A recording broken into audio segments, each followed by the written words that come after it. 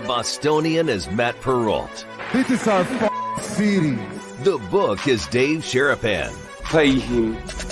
Pay that man his money. Together, they are The Bostonian versus The Book. You covered! You covered 12! I covered! Follow the show on Twitter at Boston versus The Book.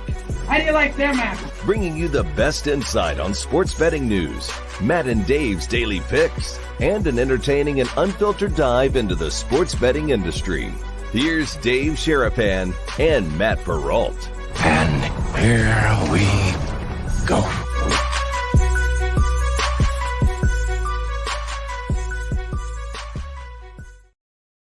Happy Tuesday, boys and girls. What's up? And welcome in to another episode of The Bostonian versus The Book. Dave Sherapan, The Book, Matt Perrault, The Bostonian, live on our YouTube channel, as we always are, at Boston versus The Book. Same for Twitter X, replayed on Sirius XM, channel 159, and you guys on TV for Sports Grid. How are you, late night owls? Thank you for watching us. You guys really do a great job of hanging out, watching, supporting. We love you guys late night. We appreciate each and every one of you guys for doing that. It is definitely being noticed. People are paying attention. They're like, what the hell are these two yahoos doing late night on Sports Grid? People are paying attention, and people think, what? Really? People watch it. Yes. 10 p.m. on the West Coast. It's on. Yeah. Oh, geez. Right out of the gate. First freeze cash. It's Perrault, and it's 1 minute into the show. Look at that face. What are they going to do? That face is going to show back up if the Mavericks beat the Celtics. Guaranteed, Mike. You're awesome. Cut that, clip that. Sourpuss. How are you, sir? You're decked in the teal. Are we supporting a Marlins game today? Like, what's the teal for today? No, my guys, friends at one of the joints that I frequent and are now watching the show on a regular basis. Got a couple new T-shirts in. It's just a Nike T-shirt. That's all. Oh. It's just do it like we do every day on the show. That's it. So that's official? Yeah, this is a Nike T-shirt. This is the N. The block N. Block N. Yep. Nike. Thank you. In the teal more than welcome colors. to sponsor the show. I wear the shoes all the time. I've been a Nike guy for a long, long time. I wear other shoes too, but I like the gear. It's nice. It's weird. Like Nike for me, I just actually tried out a bunch of Nikes. Like I love wearing Nikes for leisure. Yeah. But for like running shoes, New Balance destroys Nike now. Nike lost their fastball. Yeah. When it comes to running, they lost their fastball. What happened? I don't even know what to say right now because I like all shoes. I'm just telling you, I wear Jordans. I wear Air Force Ones. I wear. I mean, I love the fashion for Nike. I love the comfortable. I mean, I have a narrow foot, so Nikes fit my foot really well. Yeah. So I just, in terms of like athletic shoes, it's kind of, I don't know. I was surprised. Bought a pair of New Balance instead. They're fitter. They're comfortable, more comfortable. They're great shoes too. They're great. All shoes are good. I love. I just posted a video about the shoes. Run DMC did My Adidas back in 1986. They did a song, My Adidas. Kid, look up what that acronym means. Well, believe me, there's a song by Nelly called Air Force Ones. It's a song by Korn called Adidas too. So it's all over the place. Anyhow, the teal is just the color of choice today. The women say it makes my eyes pop, so I like to wear it. It works, it's nice. And the hat matches, the fit all works. We had the call this morning, which was great. We got another tomorrow, call. Guys. Tomorrow's show is going to be awesome. I'm so excited. Yeah, we're going to bring somebody new to the BVB brigade. And already. They know what's coming. Yeah. Whale Watcher Wednesday. Whale Watcher. Whale. People were hearing that word differently. Whale Watcher Wednesdays being presented by Sport Trade. WHALE. Yes. Coming like tomorrow. Beluga. Tomorrow. Alex Orca. Payne coming in, explaining they got something that they're going to talk about tomorrow that like stopped Dave in his tracks on the call. He went, wait, what? What are you doing? Yeah, my mind started racing. And, we got guys that watch the show all over the world. Right. We'll be very interested to see what this does and how it does it. And, real-time trading and, different bets. It's going to be fun. So I can't wait to have Alex on the show. While you guys are here, whether you're on the replay watching, which unbelievable, I checked it very late last night and saw a bunch of comments. I mean, we went over the comment number, wasn't even close. We went over the number of likes. Hit the like button, hit the subscribe button. The subscribers are going up every day, inching along. Slow and steady wins the race. I don't mind being the tortoise. Tortoise is fine. There's a lot of hares out running. That's good. We're just going to keep going around the track. We'll see you at the end because we ain't going nowhere. Every day ish time. Apologies, for the some days, little tardiness, but we explained that at the beginning of the summer. Yes, it's going to be different. Brigade proxy stuff. Just bear with us. Yeah, we're going to be all over the place. We got another one tomorrow morning. We got our friends from Iowa coming in tomorrow. Yeah, we're going to step in, say hi to Flip coming in tomorrow. So Onler's going to be in town tomorrow. What did he call us, jokers? He said, "I can't wait to meet you, jokers." Oh, maybe. So I don't know. I've been so we'll have that, and then come the fall, which here it's August for us. I mean, our kids go back to school on August the 12th. So by the way, did you know that we're gonna have the hottest 110-degree day in the history of Las Vegas next week? The hottest 110-degree day? Like, how can a day be hotter than 110? The earliest 110-degree day. Excuse me. Okay. Misspoke. That's the earliest. I'm listening to the show as well. Yes. The earliest date for a 110-degree day. When is that? Next week. Already? It's a month early. Yeah, it's usually the beginning of June or the end of July. Yeah. I mean, the end of June or the beginning of July. No, normally it's the beginning. No, normally it's the last 2 weeks of July and the first 2 weeks of August. You don't normally see 110 in June. Oh, I swear that week of July 4th is a scorcher, usually in the hundreds, easy. Oh, it's always in the hundreds, but 110, 111 is what is being projected. Oh, baby. 110, 111 is hot. It's 69 in this house. It's freezing in here. What is your electric bill? My gosh. Yeah. So Wednesday of next week, 108. Thursday of next week, 111. Friday of next week, 110. This is the meteorology portion of the show, yes. Boys and girls. Matt is a big fan of the weather, as am I. That was going to be my major when I went to Penn State. I was going to be a weatherman, pointing to the maps. I'm not in love with it. The temperature is like, I picked a really bad month to do the hard 30 outside. I love it. Listen, you're motivating me. You're motivating people. We're getting these emails. Good. Send the emails to askthebbb@gmail.com and tell us your stories. We can't thank you guys enough, but I love the heat. I get out there. I like it too, but 110, 110. Like, I don't care, dry or not. It's okay. I like to sweat. I go in the sauna and it's 140. I'm okay with that. Yeah. But I'm not moving. So what's wrong with that? Well, outdoors we're moving. Like, moving around. It's hot.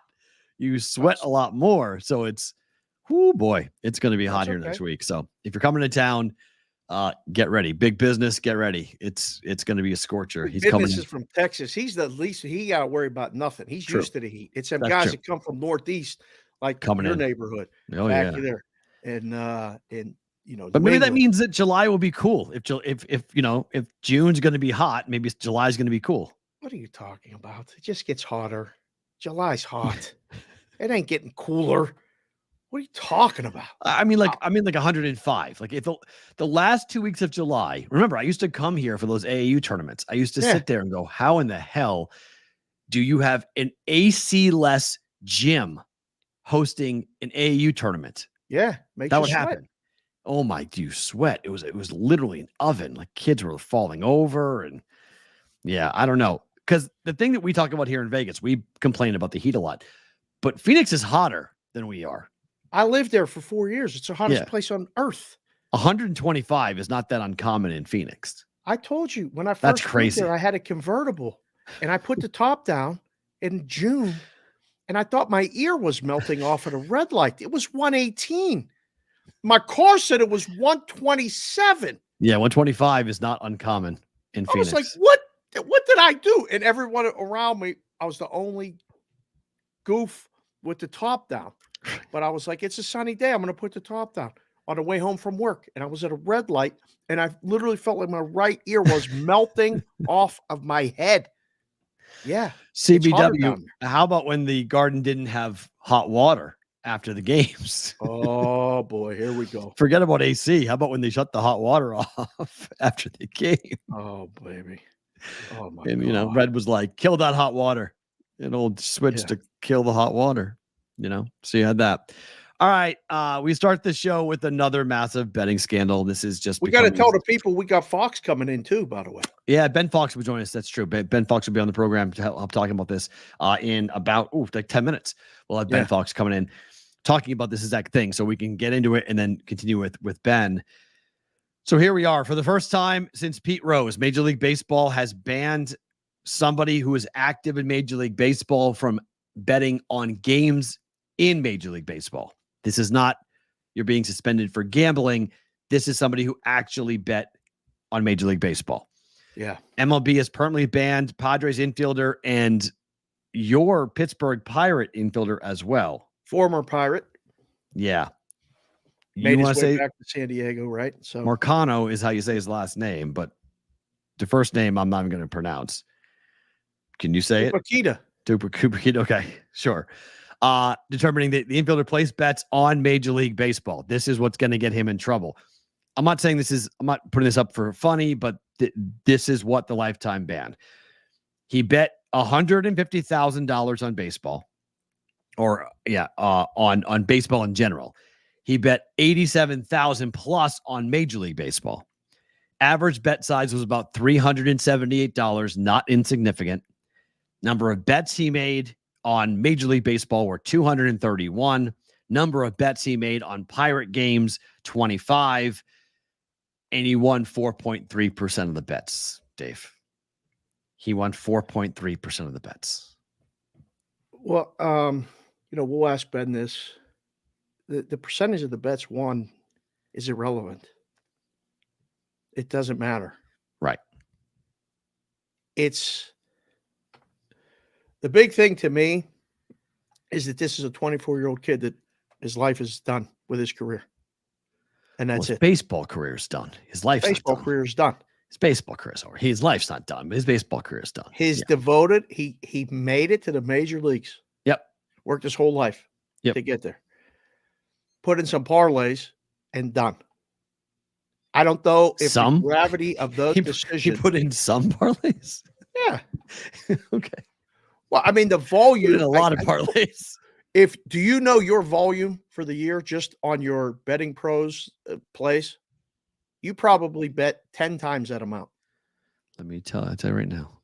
My total handle. If you put in $350 plays a day. You can't because it's a unit. We calculate by a unit. So the unit is not known. So if you did it by $100, but I'm not betting $100 a game. Right, no, but that's what I'm saying. But even if you did it with $20 bets, you do 5 $20 bets a day. It's $100 a day. You do that 7 days a week. That's $700 a week. You do that 30 days a month.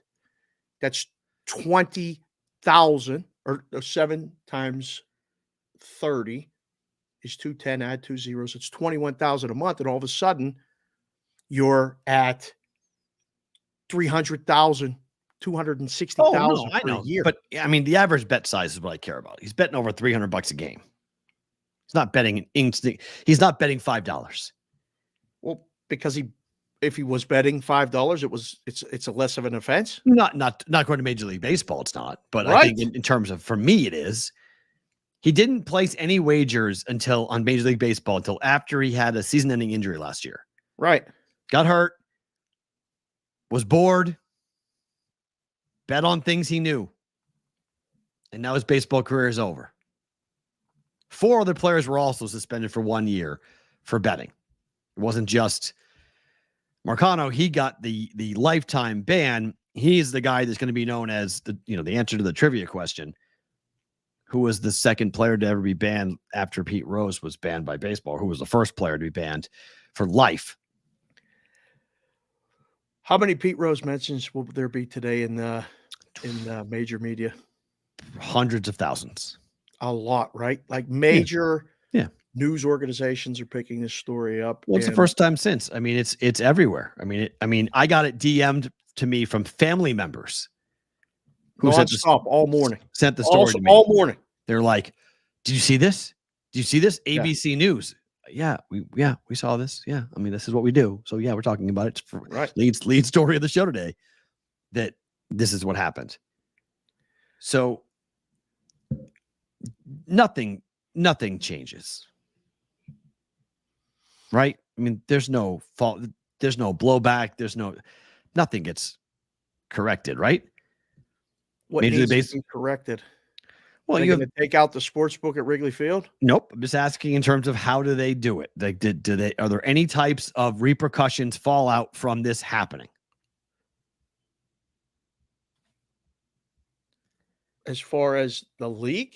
Mm-hmm. Does Major League Baseball adjust or change anything? Do they pull back their spend on advertising to try to get customers? Well, that would be the book doing that. I don't think the book's going to do that, but will baseball take less money? Take less marketing? Oh, man. Pirates issued this statement last night saying, "We are extremely disappointed and are fully supportive of Major League Baseball's ruling. The Pirates, along with MLB, Players Association, every club work to ensure all involved within our game are aware of the rules and policies around gambling. While the thorough investigation revealed no evidence of any games being compromised, influenced, or manipulated in any way in this case, protecting the integrity of the game is paramount." We're going to hear a lot of that talk. Well, they have to. It's legal jargon. Right?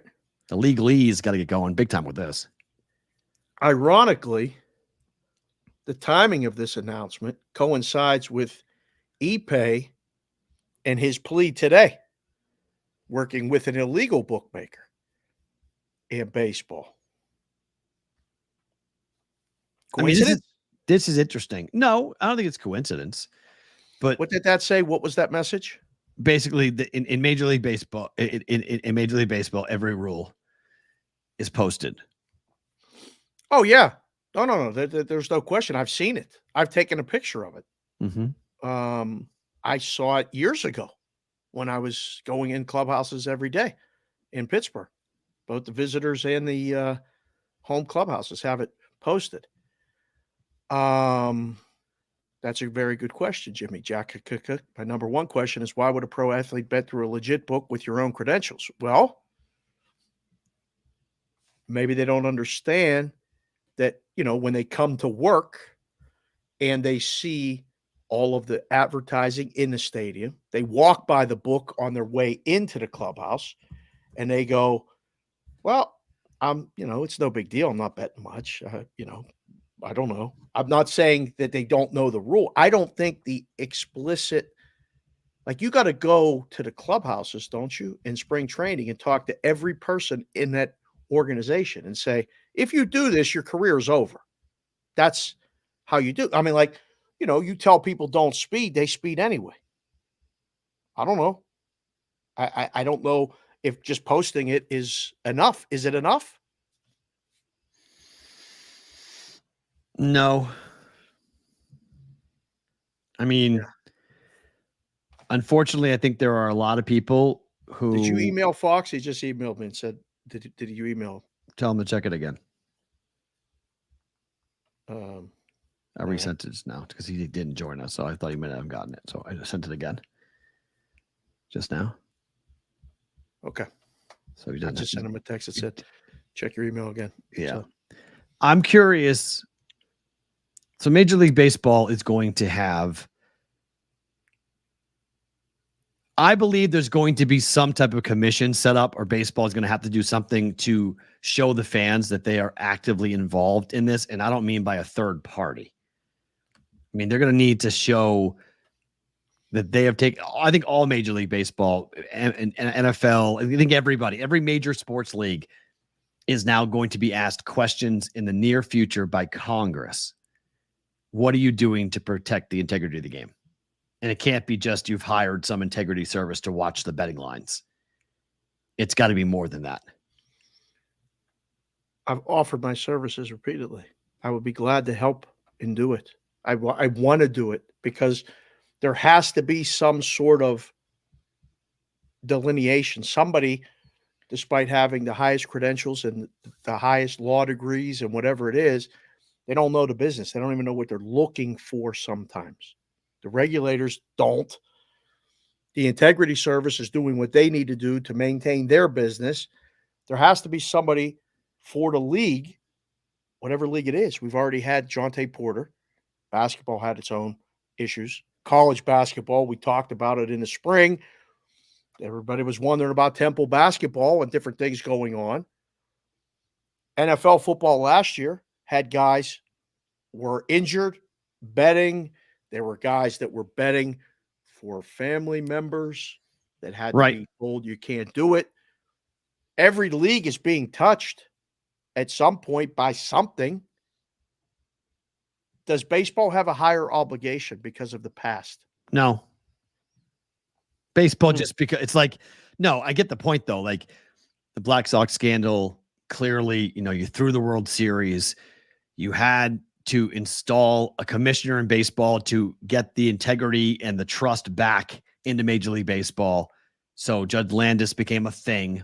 And now, you have this.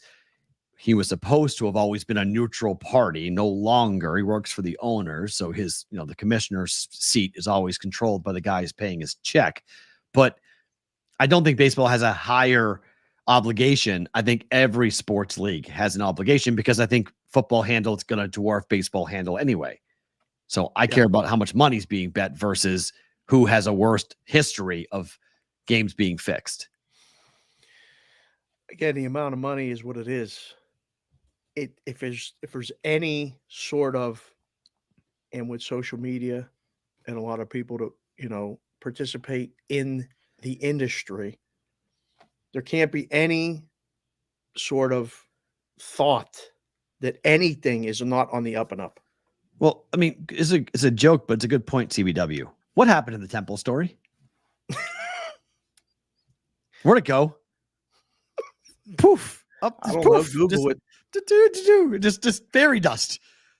We have front page stories accusing college kids of fixing games, and it's just we're gone. Where did it go? I don't know what that is, but I like it. Add that to the show. Where did it go? Where did the Temple story go? This was front page, raw. Shh, don't talk about it. Go away. Being investigated. Yeah. It's still being investigated. Still being investigated. Oh, yeah. Come back and find me when they finish the investigation. Come on the show, please. Right. I'd love to have you come on the show and talk about it. Yeah, I'm with you, Kevin. That was a big old broom right underneath the rug. Don't talk about this. Shh. Where did that go? Don't talk about this. I don't know. We don't want to acknowledge that this went on, right? Front page story. We accused the kids of all this nefarious stuff, and then stop talking about it. Our guy Ben Fawkes is live with us here on BVB. Great to get him on the show. Uh-oh. Matt froze for a second. This happens, Ben. Can you hear me? All right. It was all the movement. That was I think it was a new show on the Vegas Strip. We put you in the big box. That's so your requirement is that. 1, good to see you. 2, how was the East Coast, sir? It's good. Don't worry. This isn't a hostage situation. This is just the office hasn't been set up yet. Okay. This is the background we got right now, which is just making sure we got the monitors. I was literally going to ask you, blink twice if you need us to send someone to come get that's you. The stage we're at right now. We're getting everything set up. It'll be okay. But this is what we're working with right now. Now, live chat was very concerned. We've had on guests in the past, Zayd being one of them and a couple other people. And with a blank background, a little bit of an echo, people were concerned. You have the beard fully in, very casual, which we love. People were concerned that you were okay. So you're okay, right? We're good. We're good. Perfect. Matt, go. So, okay. Dave asked me, I'll ask you. Does Major League Baseball have a higher threshold, a deeper responsibility given their history with the Black Sox scandal and Pete Rose and everything else, that when a player gets suspended for life for betting on baseball, that baseball has to be more reactionary to the story versus, say, what the NBA did, where they just kicked out one player and banned him for life? I don't think necessarily they have a greater obligation. I think all the sports leagues are pretty equal in the obligation, which is just, as you guys were hitting on, like number 1, 2, and 3 is integrity of the game, right? And that is the one thing that cannot be tampered with. That is what happened in the Jonte Porter situation, is he was actively tampering with the integrity of the game, right? That first quarter was not on the up and up in terms of how it should be played. And obviously it was only his bets that he was concerned with, but like that game in the first quarter wasn't played kind of how it should have been. And as we know with sports betting, almost every play has some betting ramification, right? Whether it's over under someone else's rebounds, first quarter line, halftime line, the in-game line, like everything affects everything, especially early in the game like that. And so you just can't have the integrity of the game being tampered with in any way. And I think that that's the number one thing. Baseball, I think, has a heightened sensitivity because of the past and the Black Sox scandal and Pete Rose and all that. But I don't think there would be different kind of rules or regulations around that if it was a different league. I think it's just period, end of story. You cannot have this, cannot question the integrity of the league, and therefore have to come down hard. So, we've had on people, we've been in the business. I've been in the business, what feels like forever. The show, we're approaching 600 episodes. We talked to a lot of people. I couldn't wait to have you on because we spoke briefly this morning, but you brought up a very good point to me. Is this another black eye for the industry? Like, how is this? Because I know you were probably getting texts very early in the morning. As I was getting texts very early in the morning, I was getting them last night going, now what? Do you believe this again? How do you look at this from the industry 30,000 foot view? Yeah, I mean, the issue, right, is there's kind of reality and perception, right? And I think for us, the reality is, as we talked about briefly, is this is how, to a certain extent, the system is supposed to work, right? Is that something happens, it goes through the gambling integrity, somebody catches it, and therefore they're caught, right? This likely doesn't happen pre-PASPA in 2017, 2016. Doesn't mean it wasn't going on. It most likely isn't being caught. And so the kind of system is working on the back end in terms of some of the benefits of legalized sports betting, but the public perception is going to be, what number scandal are we at in the past 6 months, right? You guys have talked about Temple. We have Shohei Ohtani. We have Jonte Porter. Like, this is the second athlete that is going to be banned from their sport because of sports betting. And these are not named people, with all due respect, to the two people who've been banned, right? This isn't LeBron James or Anthony Edwards or Tom Brady in his prime, right? There would be a massive front page everywhere story. I think some of those things will be buried after a couple of days, because we saw the reaction with Shohei Ohtani, which is a little bit of a different situation. But with this, it's like, yeah, but it's a, Padres infielder, right? Or something. Like, there's going to be some of that too. Like, I think it will be a big deal, and the ban is the big deal. But I think it's just overall people are going to point to, this is why we didn't want to legalize sports betting. Look at this, and draw kind of a one-to-one comparison of, we've had so many more scandals once sports betting is legalized. We'll go back to the NFL too, like Calvin Ridley. And although, he was the first one, he was a year off and he wasn't even playing, but he got suspended. And then, the guys for the Colts, the guys for the Lions, it's going on. But the way it's perceived, I think for all of us, at least in the space, it's important to say that, is it not? Totally. And look, because the vast majority of bettors are not sharp bettors. They're recreational bettors. And for the most part, or they're not even bettors, they're just hearing about the betting industry and this is the only way they're being exposed to it, right? Is because it's on the front page of some paper, and they already probably have potentially a negative opinion or a neutral opinion of sports betting. How is this going to give them a positive opinion, right? It just is a negative thing. Somebody got banned from the sport for sports betting. Oh, I kind of already thought sports betting wasn't great. Now look, someone's getting banned. Like, I think it just leads us down that road. And I don't think that there've been, I think Chris Grove talked about this a bit, like sports books have always been kind of on the back foot, right? It's almost like a crisis PR media campaign, right? There hasn't been anything on the front foot. It's been reacting to all of these different stories and kind of doing damage control as much as possible. Ben, if these stories become more and more prevalent, does the public become numb? And do the suspensions or the bannings just turn into 1 year? Meaning, well, right now it's a lifetime ban, but as we get further down the road and people get more accustomed to this stuff happening, then maybe we start to see these become 1 year suspensions or 6 month suspensions versus full-blown banning for life. I don't think so, because I think the number one thing is the integrity of the game. And that's the Jonte Porter, without it being a star player and without it being an important game or a playoff game or something that really decides a title, like that's as bad as it can get from a sports betting perspective. That is somebody actively undermining the game for their own personal monetary benefit, right? And that just means the game they were playing in for that period of time was not on the up and up. And they just cannot have that, because once you start to have that perception, why am I betting on anything, right? Like we joke about on Twitter, you see all the time, right? It's like, oh, the game was rigged. I always joke, well, if you knew it was rigged, why don't you bet the other side, right? Why didn't you bet the rigged side and probably make some money? So it's only rigged when you lose in some bad beat for the public.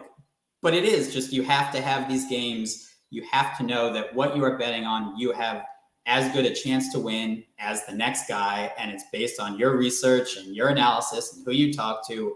And that's it. It cannot be based on the financial motivations of the players and whether or not they're also betting on themselves through, like, that's a nightmare scenario. And that's not what we can have in any sports league. And that's why I think you've seen the hammer come down for these. I talked to Dave a little bit. I think some of the NFL ones are a little different, right? Where if it's somebody betting on another sport, but it was in an NFL, arena or, in the locker room, or they're on the work trip, so it's at a casino, that's a little different, because they're not betting on their sport, on or against their team, on or against, in a game they're potentially playing in. I think that's a little more misinterpretation of the rules and kind of education.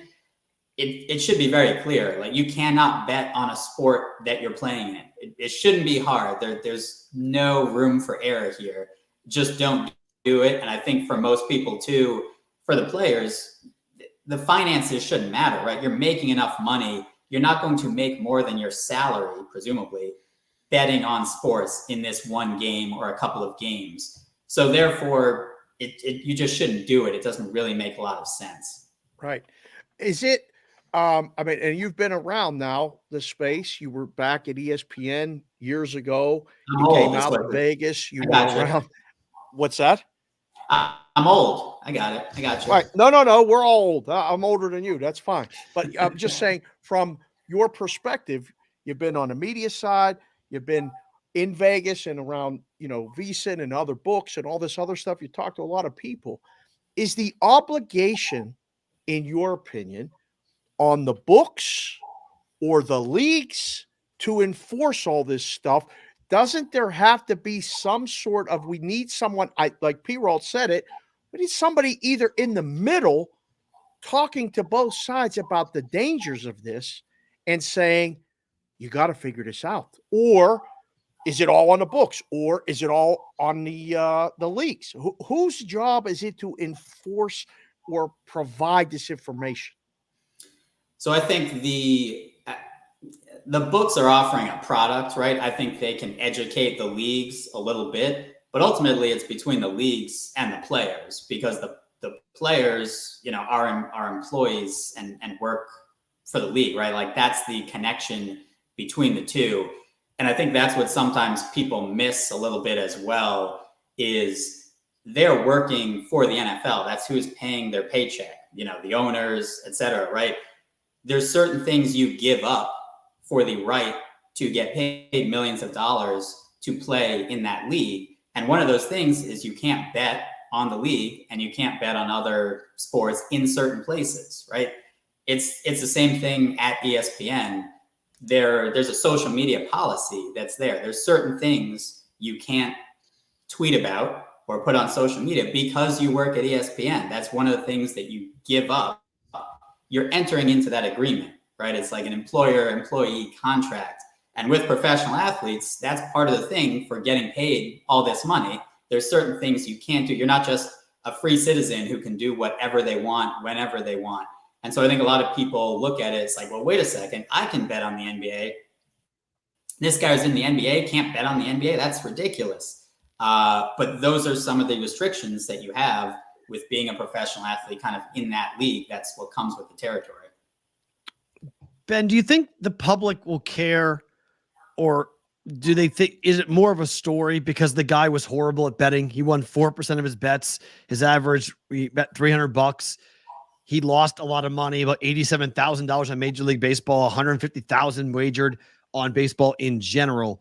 Does the amount bet matter in this story? No, I think it's a fun throw in, right? Like, I think you can see behind the curtain a bit. A great example was the Jonte Porter, not the press conference, the newser that they put out, right? The press release, excuse me. They made sure to mention that he lost betting against the Raptors, right? That's a completely unnecessary detail. It's irrelevant to the story. It doesn't matter whether or not he won, he lost. He's getting banned because of his actions. But it was a little jab in there as well. And I think this is a similar thing from MLB. It's like, not only were you dumb enough to do this, you also lost, right? Again, doesn't matter if he won. He could have won, as I told Dave earlier, he could have won every single bet. First of all, I don't know if he'd actually get that money after all, right? The Jonte Porter one was frozen, so it's not like they got that $80,000 bet anyway. Right. But it doesn't matter. The action is what's important, not the result of how much money he made or didn't make. Sure, it looks worse that you lost those bets too, but it really, for the most part, is irrelevant. I think it'll be play well on Twitter and gambling Twitter and other places to add insult to injury. But ultimately, no, I think it's just kind of another point within the larger story.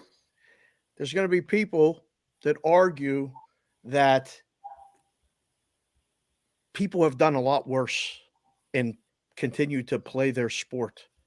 And should there be a different, like a one-time, like, look, you're out for a year. You can't do it again. You're disgraced. You're this, you're that, whatever. Like, is the lifetime ban too much in your opinion? Or because there's going to be people that say, like, look, he was betting. There's other people that have domestic abuse charges. There's this, that. Like, there's other people that have done a lot of things. And they go, it's gambling. What's the big deal? Like, do you think the lifetime thing is too much, or it has to be that to completely discourage it? I think the latter, though I'm not a parent yet. Hopefully I will be in the future. You have to go harsh, right? The punishment, you can't go soft and then go up levels, right? I don't think you can be like, oh, your curfew's 11 p.m. Now it's actually, midnight. Now you have to come in the harshest possible first. And now also you have real life examples and deterrents for players, right? For the NBA, it's not like, hey, we had the Tim Donaghy scandal. It would really be bad if a player did this. You could be banned. It's like, hey, remember what happened to Jonte Porter last year, right? There is a very specific example of a player they probably know, they played against, like a real life example. And this is the same thing with baseball too. So I think it helps in a sense, like the the first person this happened to was always going to receive the harshest punishment. I also tend to think, for the most part, this is the only punishment that you can really have. There's only one level. If you're a baseball player and it's MLB and you bet on baseball, that's it. You know, I think it's dangerous once you start to get to like, well, he only bet $5 on a parlay with this, and like, so it wasn't that much money, or, you know, it was a 12-team parlay and he tossed in that. Like, I think you just have to go with, hey, this is the bottom line. If you're a baseball player and you bet on baseball, that's it. You're out. And I do think it is somewhat because of the Pete Rose and previous scandals, they're going to err on the side of being harsher anyway. But I think that's just the punishment you have to have, because it's a deterrent for everyone, right? That has to be the deterrent, is that you're out of baseball, which again is potential for some of these guys, millions, tens of millions, potentially hundreds of millions of dollars too, right? Like the NBA, Jonte Porters are getting paid more than they ever were in the past, right? For a guy in his role. League minimum is higher than it ever has been. The league minimum is higher than it ever has been. Exactly. So that's also why it's even dumber of a decision that he made it. But the point is, it's costing you potentially a lot of money and future earnings. And also, that's going to be the first thing on Google anytime anyone searches your name anywhere as well. So it's just not, you know, it's not a wise decision. It's the punishment that happens. But it's tough for me to feel sorry, I guess, for them, because to me, this is like rule number 1, 2, and 3 of what you should do. And if you have a question, ask before you do it, right? And however number of bets, there were 240, like, this was not a one-time thing. So I don't think any of those other things kind of apply either. It was like, all right, he made a mistake once. This seems a little harsh. Right. Ben, my last one, and Dave can finish up if he's got one more for you. Pete Rose's situation, does this make it easier or harder for Pete Rose to get reinstated? Oh, man. I don't think it probably impacts it too much. I think it's, not to bring politics into it, but I think that for the election, right, people probably know who they're voting for. And I think there's probably not a lot of people in the middle. And I think for Pete Rose, especially the people who were around and covering the league back then or have an opinion, I think it's difficult to shift that opinion. And it's kind of like steroids users in baseball, right? Should they be in the Hall of Fame? There are some people who do shift their opinion, but for the most part, people are kind of on one side of the fence. And that's a tough part. I think if you view the Hall of Fame as kind of this museum of some of the greatest players, and you can put asterisks in there, Pete Rose should be in, right? He's unquestionably, putting gambling aside, one of the best MLB players ever to play the game, period. However, he got banned from the game. Does that then make him essentially ineligible no matter what for all time? And that's kind of the question you have to deal with. Jonte Porter, I don't think is going to have to worry about that controversy down the road somehow. But for Pete Rose, it definitely is one. All right, last one. We'll let you go. Thanks for joining us, by the way, and glad the move is going well. We'll spruce that up after, if you don't turn this into a home office or a future, nursery, you'll have to keep us posted on that. But the show's called Bostonian versus the Book. I don't know if you've heard, but the Boston Celtics are in the NBA Finals. They're playing the Dallas Mavericks, who beat your Minnesota Timberwolves. Another year of Minnesota heartbreak. Are you over the loss? Did you allow yourself to get excited about it? And please tell me you're rooting for the Mavericks to beat the Celtics, please. It is really tough. First on the series, and I'll get back to the T-Wolves. On the series, this to me is a little bit akin to the Patriots-Giants Super Bowl, where I hate the Giants and I hate the Patriots. I was like, if they could just not play the game, that would be. There were no winners.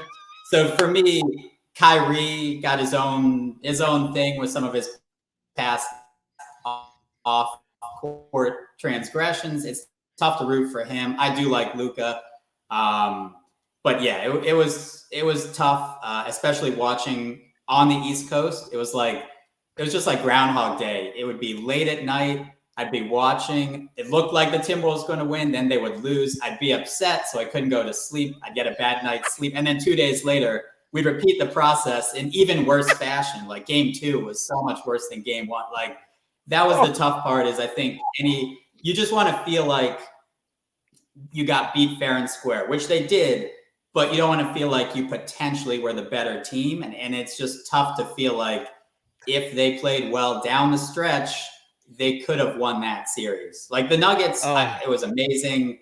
The fact that I still think the Nuggets might be a better team than the Timberwolves. They just happened to beat them that day. It's tough for me to feel the Mavs are a better team. I think they just have 2 guys who have been there before, and they showed it, and they were absolutely phenomenal in closing out those games, and that's what it takes. Go Celtics. Ben, good seeing you, man. Thanks for coming on. We appreciate the time. We'll catch up soon, all right? All right. Stay easy, guys. That is Ben Fawkes joining us here on the Bostonian versus the Book. Always good to get him on the program, talking basketball, talking betting, talking everything. He does a very cool job with a Substack. If you guys want to go check out his stuff, absolutely. He does. Yeah, go to Ben's Substack. I mean, he's check at it out. Ben Fawkes 22, right? I think it's his Twitter. On Twitter. Yep, go check that out. Go there, link to Substack, all that other stuff. He's doing a lot of writing. Wanted to promote that. I totally forgot about that. Here's a question. So CBW, who is our news hound, just sent this guy. Just sent us this, and this is pretty wild. Since we're talking about baseball, we can talk about this. This comes from the Daily Independent, which is a Nevada-based website that does a lot of news uncovering. Yes. The headline is A's move to play more games outside of Vegas could undercut stadium finances by millions. Let me just read you a touch of it here. The Oakland A's are requesting to play up to 8 home games a season away from the team's future $1.5 billion Las Vegas ballpark. Hold on. They're already asking to play more games away from a place they haven't come to yet? Here?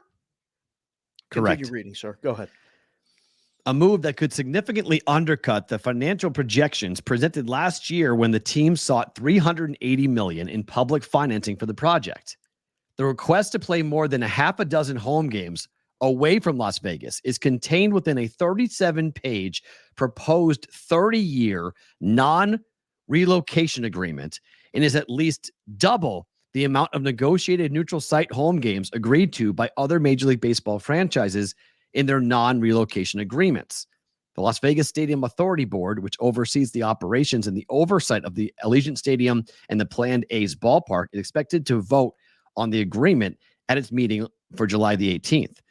Stadium Authority Chairman Steve Hill, who we had on the Super Bowl on our show, said negotiations with the A's concerning the non-relocation agreement are ongoing, but the number of home games away from Las Vegas agreed upon will affect the bonding capacity for the stadium, which stands at $120 million. Hill said, quote, in an interview, if you eliminate 10% of the games that will be played at the stadium, chances are you're going to eliminate about 10% of that bonding capacity. Meaning there's not enough money to build the stadium. What are the A's doing? Like, why are they coming here? I don't know if they are. Like just don't come here. Just stop this. Stay there. Stay in Sacramento. Go to Utah. Go to Salt Lake City. Don't come here. You're negotiating. You play 81 home games a year as currently constructed in Major League Baseball. 10% of the games will be played somewhere else. You're not taking games. That's So that's 8.1 would be 10%. It's two 4-game series or a 3-3-2. Yeah. So 3 series. Okay. You're asking for bond money. And I don't think that that's an unreasonable request, that if you're going to get 10% less games, you're going to get 10% less money to do this stadium. Do you see something wrong with that? Not at all. But that's $12 million. I'm doing the math quickly on $120 million. You're good with the math. When okay. It's even numbers. That's $12 million that you're now lacking, that somebody else has to come up with. Hello. All right. So who's giving you that? It's just a clown show. This whole thing is so bad. At every turn, The A's are, I mean, they are so poorly run. They are such a joke of a franchise. And they're coming to a place where they're going to have to win. You can't come here and lose. Ask the Raiders. Like, the Raiders are playing in a 50-50 stadium because there aren't enough fans here in Vegas to go watch the Raiders because they stink, and the Broncos and the Chiefs and other fans want to go watch their team. There goes the Raiders sponsorship. I'm just saying, it's a reality. I mean, Look, it's just a fact. Okay, I hope they're great. I love watching them when they're good. They have been good. They've had one good year, made the playoffs one time. Right. And they bounced the guy that brought them there. As soon as the game was over, they fired him. Goodbye. There's a lot of places and a lot of shows here and a lot of things to do. When they stop their run, they're gone. Like, you have to win. You have to be good. There's constant level to one up this, one up that. And sports are very unique. If you don't provide a product that people want to go see, they're not going to go. Baseball is a hard sell anyway. It's a long season. There's going to be people that come to go, listen, we'll go to a 3-game series. I did it last year in Seattle. I took the kids up, saw a 3-game series. I went to every game, but we're baseball family. Like, the regular people aren't going to do that. The locals have to support franchises in baseball. And the when NBA they don't. Look, I said this. It's tough. I was wrong about this because I said this for years. Before the Golden Knights came here, I said it's good that the Golden Knights are coming here first because they're going to come here and be really bad. And the second that the NFL shows up, no one's going to go to the hockey games. Dead wrong. 1, they won. 2, the expansion experiment worked beautifully. When the NBA shows up, I'll say it again, I could be wrong again, but the A's better get here quickly because when the NBA shows up, the A's are dead. Because expansion's going to be here, and expansion works whether they win or lose. People here have seen what it's like from the Raiders and the Golden Knights. And to a person in this market, they will tell you the Golden Knights are a better team, not just because they've won. They don't have the stink of a different city all over them. And, I mean, we just talked to Ben about the perception versus reality of the gambling story. Right. It's very hard to spin it in a positive way, that the system is working and blah, blah, blah, blah, blah. What positive has come out of anything that the A's have done in the last year, the year before that, or what's going to happen going forward? It's going to be a long negative press publicity process before you get here. They're not coming with a welcoming parade. They're coming with people on the side with pitchforks going like, why? Why? Yeah. What are you doing? Eric, our producer, Eric Garcia, who's with us on the live shows, said to me the other day, said, did you know that they renewed the liquor license for the property of the Tropicana? You know, Bally's did that. I was like, really? He's like, does that sound weird to you? I was like, well, I don't know how weird is it to do a liquor license. He goes, because I heard that that's because they don't believe the ballpark will be built, and they want to make sure they can build a property that has a liquor license on that How land. valuable those liquor licenses are. Oh yeah, and they're really hard to get. To pay to keep it just in case. Okay. But Yeah. I mean, the NBA is going to be an absolute rocket ship here. When it comes here, the NBA is going to be amazing. We are a basketball town. We are a summer league sells out here. UNLV, when they're good, it's rare, but when they're good, people go and support. I mean, they don't go to talk about the glory years when UNLV was good here. They do, and that's if they got good again. Changed. They got good again.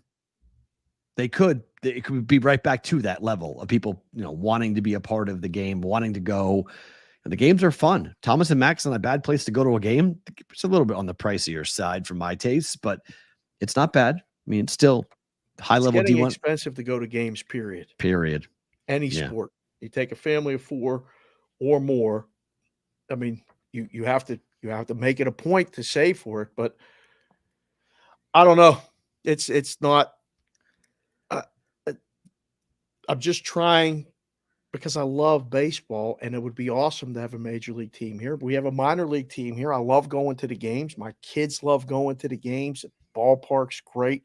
For those of you that have been here, you know, Johnny Parlay works there. We got a lot of people that have done it. And if you haven't, it's worth staying up by Red Rock or staying at Red Rock. You can walk across the street, go to a ballpark, go to a game. They do a great job. Practice with Golden Knights. Yeah, it's fun. I don't know, P-Roll. This is not a good thing. No. Stories like this, right? No. Especially because you got guys like Steve Hill. They're giving $100,000 to every player on the Vegas Aces because they know the pop they're getting from a 2-time WNBA championship team that plays basketball here, and that they would rather be involved in those types of deals than building a ballpark for a team that's already going to come in here with 1 foot and 1 hand tied behind its back. 1 foot and 1 hand tied behind its back, like that game you do when you tie yourself to one person, right, with your ankles, and you hop and jump. You ever do that? What's that called? What's that race called? One-legged race? No, it's called something else. It's a 3-legged race, but it's what's the third leg of the parlay of the race? I'm just asking. You got my leg and your leg. They tie our ankles together. We got to hop. 1, 2, 3. 1, 2, 3. That's right. 3 legs. We combine 2 legs into one, and then we each have one. 3 legs. You're good with the math again? 3-legged race. 3-legged race. That's what I thought. I just was thinking it might be a different leg you were referring to. One more baseball story we'll get into. What happened last night before we go off the rails. Phillies beat the Brewers, but Hoskins come back and hits a home run. Pretty cool scene at the bank last night. Welcoming him back. Him DHing for Milwaukee. You see him get thrown out at the plate? Yep. Phillies are rolling, man. Phillies are just like, listen. Don't peak too early. My gosh. Don't peak too early, but enjoy this ride. They're on pace to win 112 games. And, you can't make the price high enough. When Wheeler pitches, it was under $2. And, I mean, he's an absolute horse. And you get Sanchez today. The number's shorter. Okay. Keep finding reasons to bet against them. What are you laughing at? What happened? Timeout. Hold on. 22nd tee. What happened? Oh, my. What happened? So at the press conference 2 minutes ago for the Edmonton Oilers, Chris Knobloch was asked about the Panthers reaching the Cup final last year, and how difficult is that going to be to play a team that's gone to a championship series in back-to-back seasons. And he said, you can ask the Buffalo Bills how important Super Bowl experience is. The Bills are still catching strays all these years later. Now that's funny, especially to you, another AFC East brethren. You can ask the Buffalo Bills about Super Bowl experience. He just compared the Panthers to the Buffalo Bills. If they win, that's going to be a quote that they're going to have on T-shirts everywhere in Edmonton. I want the Oilers to win so bad. I'm so all in on Edmonton. Let's go. Really? Yeah, I think it's neat. I think it's a cool story. I want McDavid to have a cup. I want Canada to get a cup. Let's stop the 1993 thing. That's great. Let's keep the misery in Miami going. Misery in Miami. Yeah, let's keep it going. You know the Panthers are favored, right? Yeah. So yeah, they're favored. That's fine. I want Edmonton to win this thing. Wow. Come on, Skinner. Just play the way you've been playing, man. Let's go. Look at this. Quite the turn. What? I like it.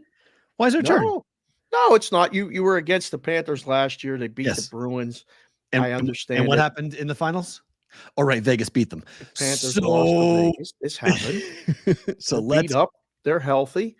They are. Oh, Canada. Oh, so wait. So let me just make this clear. So if Edmonton wins, we're not going to cry like a bunch of babies because we were banged up and make a bunch of excuses why we lost, right? So Panthers lose. It's fair and square now.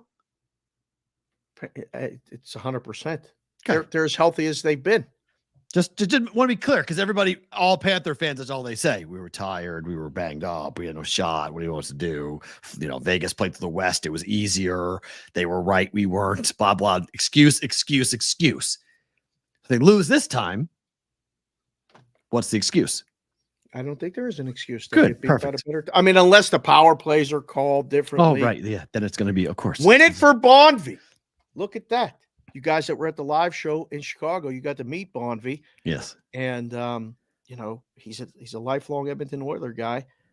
This is pretty exciting for them. Of course. There's a lot of people that don't remember the Gretzky years and the Messier years and that woman sure doesn't. Fuhrer. That woman sure doesn't remember the Gretzky years. She's done a great job to bring in people to the hockey. I mean, a lot of people saw a couple things that really brought some Oiler fans. I mean, I Everybody's can't rooting believe for that we haven't found her. Who is she? Nobody knows who she is. Trying to get her on the show. She kind of got like she won't come on the show, I don't think, but I'd love her to come on the show. Do you know her name? Nobody knows her name. This is part of the problem. Nobody knows what her name is. Like Nobody knows her name. She deserves a cup. She deserves a cup. Maybe 2 support. Bolt-ons. The cup Bring she those has back. is a D. The cup she has is a D. 100% accurate, Joe the Fat Panda. I love this show and I love this chat. I swear. That's great. She's an international superstar. I mean, my goodness. Without a doubt. Everybody, and nobody knows who she is. Everyone's like, who is she? Who is she? So I've seen a million posts of like, I'll buy her OnlyFans tomorrow. Right? Like, who is she? She'd probably be giving out parlays by the Probably end of so. By It's the end of the she'll be Stanley giving Cup. out cup picks. Yep. Stanley Right? Cup picks. Yep. Yeah. It's probably very true. Unfortunately, that's pretty much what we're saying. Yeah. Yeah. That will suck. I want to remind everybody too, we're doing that show live on Sunday. BVB watch along for the NBA Finals. Game 2. How do you think work went for her Monday morning? I don't know what she does. I mean, if she's Maybe like a she was secretary, I don't know, but I don't know. Maybe she was off. I don't know. Put it in the chat. What do you think her work Wait, right, is? I did know what I was saying. Correct. Yes, that was a double entendre. I knew what I was saying. Yes. 4% win rate with D cups. I would probably say the win rate was higher. Probably if so. I'm estimating the win rate there. Probably so. Time for the Brigade Proxy Service NFL story of the day.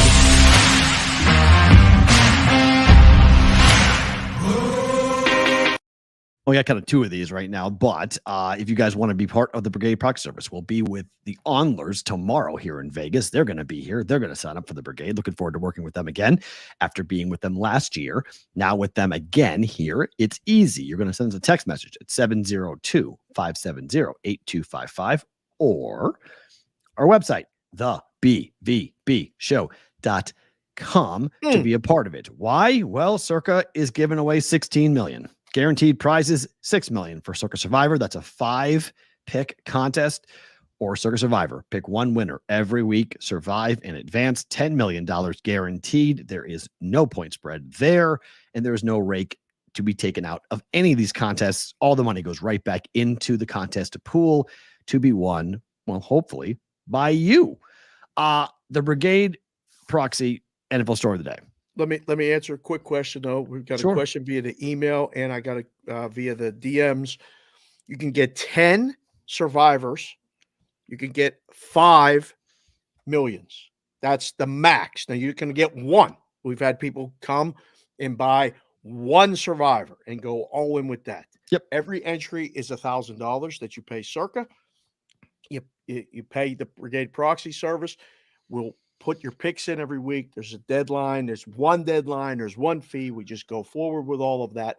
But it's up to 10 in Survivor under 1 person. And it's up to 5 Circa millions. The picks against the spread. Looking forward to seeing all you guys coming up here for the Brigade Project. It's happening. CeeDee Lamb is not happening. He's not going to show up to minicamp for the Cowboys. He wants a new contract.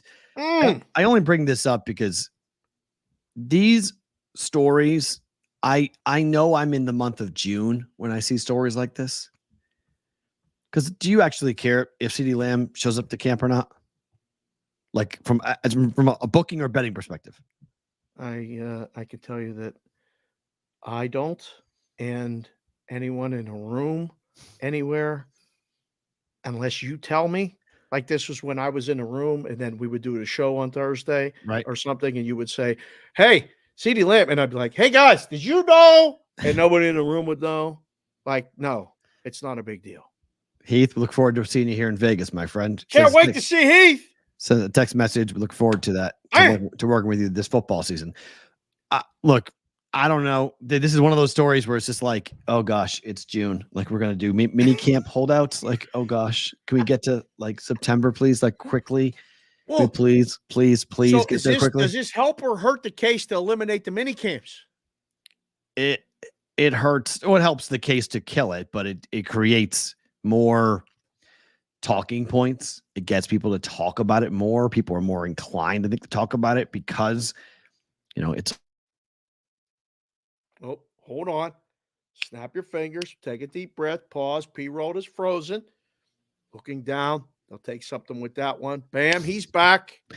Looking forward to seeing how all of that conversation goes. But, it's just like, okay, he held out. And then you have Adam Thielen, who called the Panthers practice facility the worst in the NFL.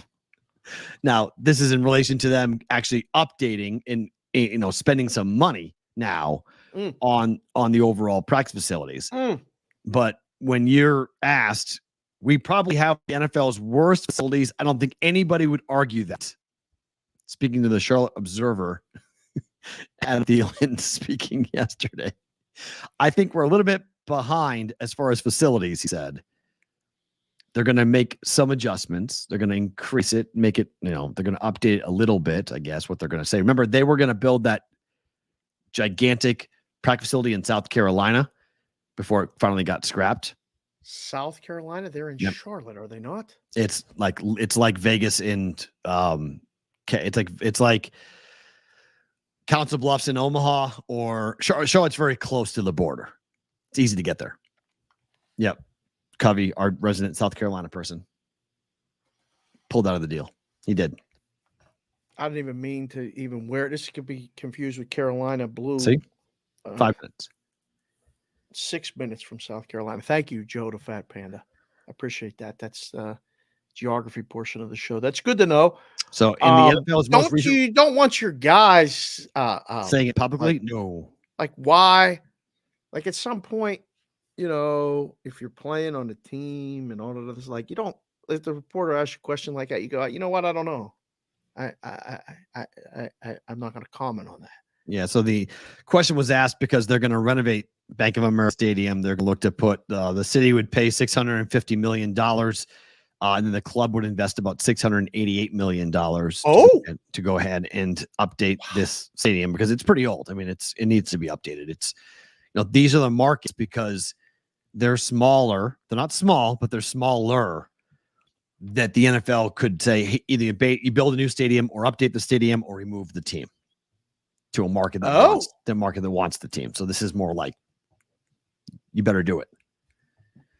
Why do I freeze and Matt and Dave does not? It's an awesome question, Blue Spader. It's most likely my cable provider, but also might because I run everything. The show gets run through my computer. Matt has a lot of different things. I have nothing in at the same time. With this, the graphics and all this other stuff. Right? Yeah. Yes.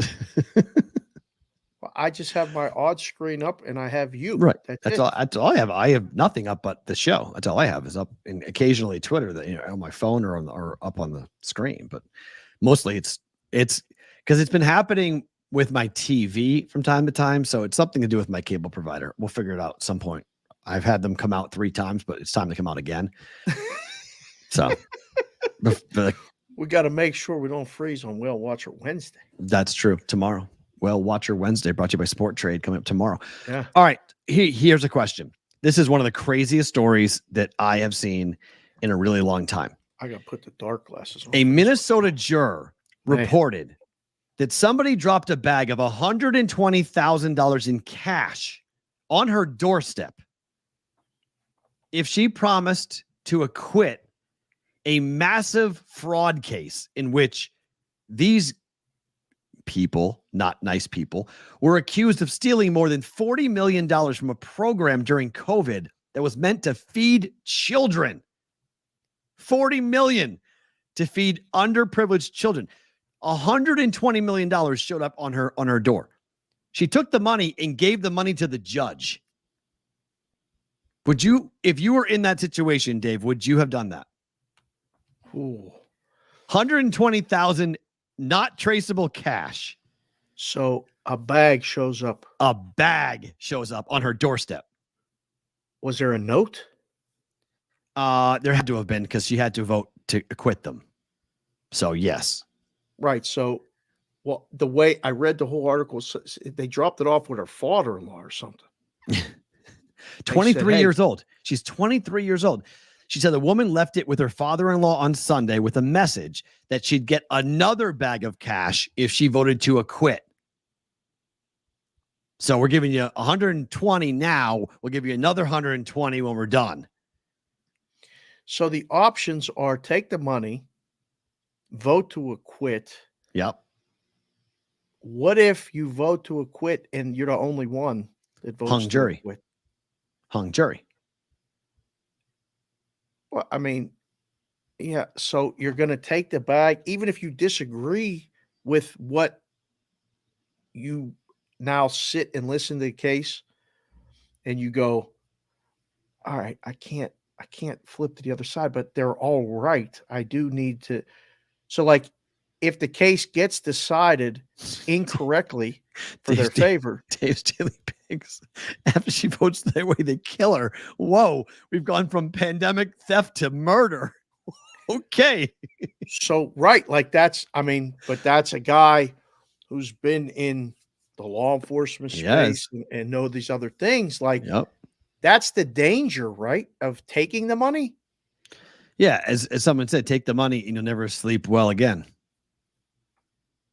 So a 23-year-old kid essentially decided that. So I've had big bags of money, and there was a good meme the other day about how much does a bag weigh. Like, that ain't even that heavy. Okay. To take 120. It's light. I mean, like, our kids could carry that. Okay. In hundreds or $1 bills, I guess would be the question. Oh, whoa. We got to deal in C notes. That's a hundred. Okay. We're dealing with 100, we're dealing with dollars. I mean, it's a whole different. 120,000 in 20s is a lot. Okay. So, you know, when the people used to come into the book with the 20s in the cash, it was a very different transaction. And there was usually different forms of the bill. Turn the bag over to the judge after she bets on the Phillies today. See Blue Spader? He gets it. Like, you could do a lot of things with that. But at what point did they go, all right, put the bag in the car. Let's go right to the judge and say, hey, judge, somebody dropped this off at the house. There's $120,000 in there. Assistant U.S. Attorney Joseph Thompson said in court on Monday, this is completely beyond the pale. This is outrageous behavior. This is stuff that happens in mob movies. Kind of is, no? These were the first of 70 defendants, who are expected to go to trial in a conspiracy that cost the taxpayers of Minnesota $250 million.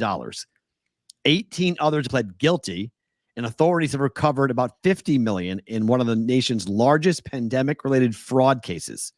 Prosecutors say that just a fraction of the money went to feed low-income kids, while the rest was spent on luxury cars, jewelry, travel, and property. Oh, no. Right?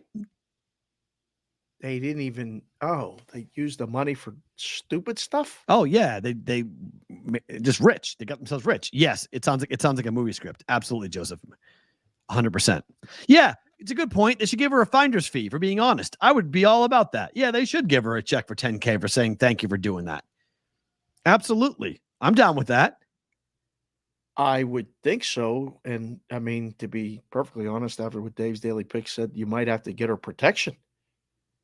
Oh, gosh. They know who she is. For turning her over. Do they? Oh, they know who she is. They do know. They know. They went to the father-in-law with the money with a note. They know who she is. I mean, you know, that's kind of the breakdown in the system, right? Like, you're supposed to be able to go and be a part of the system and help decide these things and try to find justice and do all these things. This is a very hard thing. I mean, ask the chat. We haven't had anybody vote on anything. If you guys want to leave a super chat, if you have something to bring up, would you take the money? Yes or no? It's anonymous. I mean, there's people. It's $120,000 cash with another promise of probably getting at least another 120. 120. Yes. Take the money or turn it in. Question. I guess we could come up with. Right. Yeah. Yeah. Would you? I mean, I don't know. I try to explain to the kids all the time, and you guys with kids understand it. We heard Fawkes reference to having kids and doesn't have kids and things like that. I mean, what would you tell your kid? Right. Right? Like if that ever happens, I don't even think it's a question. And I know people are in bad situations and that is going to change a lot of things, but is it really going to, is $120K going to change your life? No, it's not. It's not going to change your life. It's a lot of money, but it's not going to change your life. Can we vote anonymously? Yes. Obviously vote anonymously. Yes. It's in there. Vote that the votes anonymously. Interesting. That's why Mikey says you aren't getting a witness protection program for that. Oh. Wow. Option C, Chef Benny says take part of it. Part of the money. Well, maybe she did. Maybe she took 30 for her time. Maybe it was $150K. Took 30 for her time. Said, hey, I got 120. Somebody knows that. How? How would they know? Or the person that gave it? They know what? Yeah. Yeah, but are you going to believe the lying conspirator guy on trial? I ain't worried about who's believing. If you stole 30 dimes from the people to try to drop it off, what do you think they're going to do? Well, you just stole 120 dimes, 120 technically, because you gave it to the judge. You turned it in. Right. But if they left you 150, you took 30 for your time. Somebody knows you took 30 for your time. Right?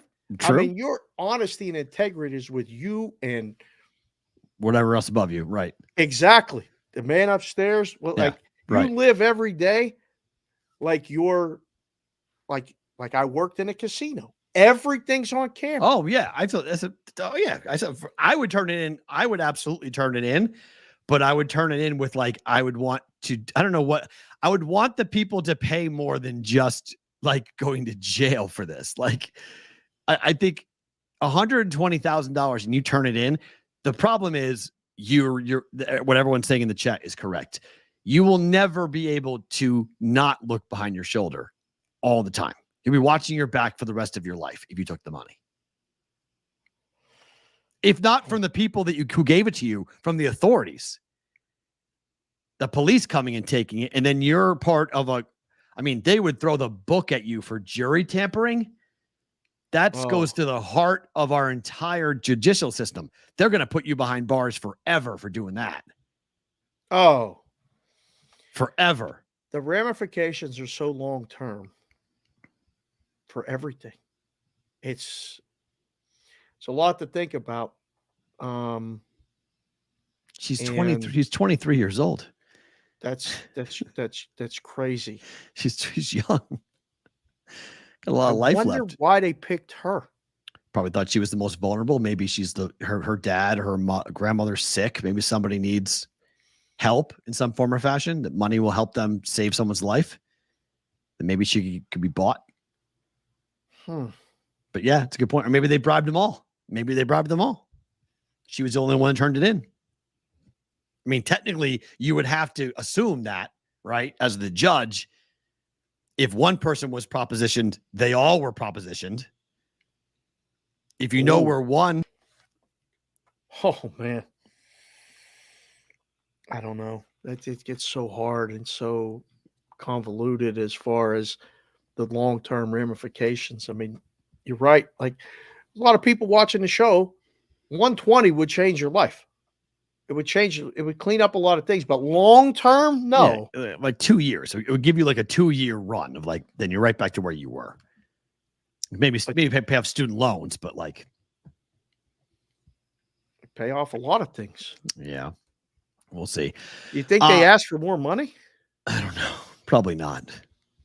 Probably not. She probably goes scared to death. I mean, what's the second payment? I don't know. Didn't happen. We'll never find out. She went and turned it in. So tough situation there. The Angel Reese story is not going away because Angel Reese decided to go to a podium yesterday. It said something that I'm really perplexed with. And this is the quote. I'm not taking this out of context. This is what she said. I'll look back in 20 years and be like, yeah, the reason why we're watching women's basketball is not just because of one person. It's because of me too. And I want you to realize that. What is the obsession that these young women have about getting theirs? Like, she tried to spin it afterwards.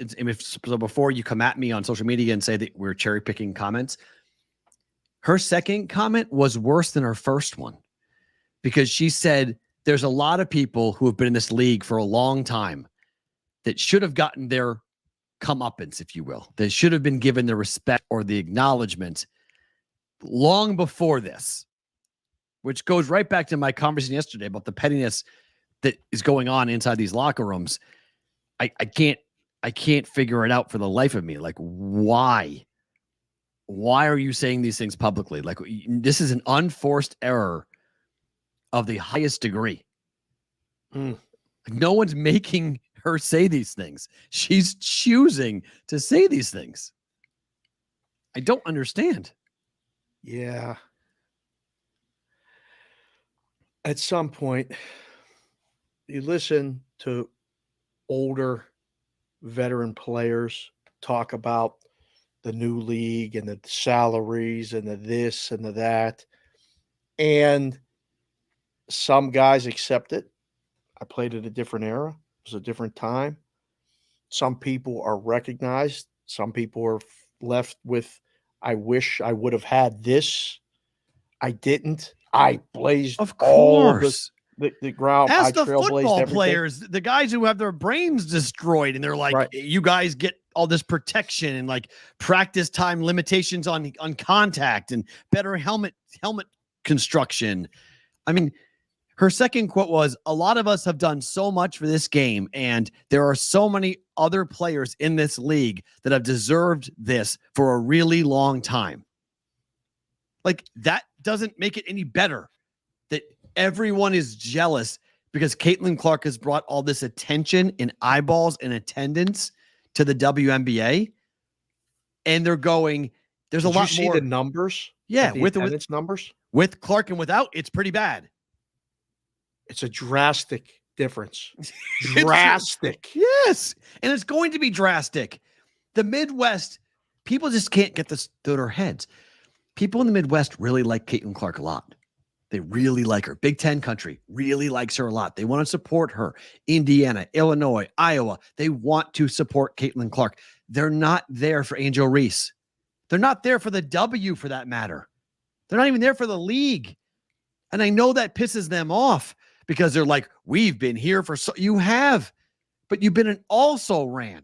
The only reason why we talk about it here is because Vegas is the 2-time champs and their games are fun. But I'm not talking about games involving the Indiana Fever. I couldn't tell you one player before this year who was on the Indiana Fever until Caitlin Clark got drafted. So, like, I don't get the pettiness and I don't get the jealousy because we're watching women's basketball because of one player. And it's okay to say that because we're learning about all these amazing athletes and these amazing women from paying attention to one. How many golfers became more of not household names, but when Tiger Woods was playing, how many times did we learn about golf tournaments or golf courses or golfers? Because people tuned in to watch Tiger play, and then they found out about that guy that we never heard of before. The golfers never said it publicly, even if they felt the envy. Because all the money they were making, they were stuffing it in their seat cushions. They didn't want to say anything because the gravy train was too good. They may have been jealous. Phil was jealous. We know that. But there's plenty of people out there that were like, man, my 10th place finish at the Canadian Open was like 200,000 before it was 20. I'm getting 10 times what I'm making now. Which I think has to be explained to somebody freshly out of college. Fair. who's going to be talking to the media and saying, look, somebody from above, whomever, has to say, like, look, you guys all have to understand this right now. Yes, people have blazed, the path.